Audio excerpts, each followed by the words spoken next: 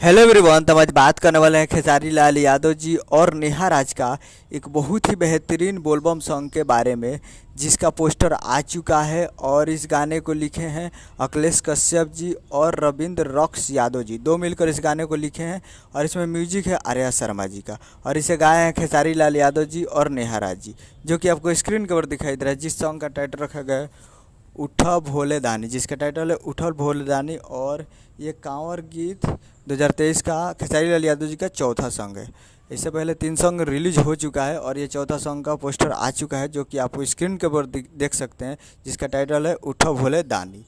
और ये बहुत ही तगड़ा गाना है, क्योंकि ये जब शेयर किए थे अखिलेश कश्यप तो बताए थे कि बहुत ही तगड़ा गाना है ये चौथा, तो बहुत ही ज़बरदस्त है।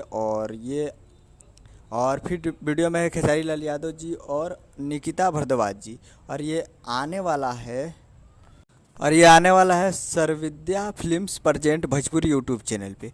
तो न्यू चैनल है और बहुत ही जल्द इस पे आएगा Sarvavidya films present Bhojpuri YouTube channel. तो आप लोग तैयार रहिएगा, कमिंग सून है और बहुत ही जल्द आप लोग को देखने को मिलेगा। उम्मीद करूँगा वीडियो अच्छा लगा तो चैनल को सब्सक्राइब लाइक प्रेस करते कैसे खेसारी लाल यादव जी का लेटेस्ट मिल लाते रहे। मिलता है अगले वीडियो में, तब तक ले जय हिंद जय भोजपुरी।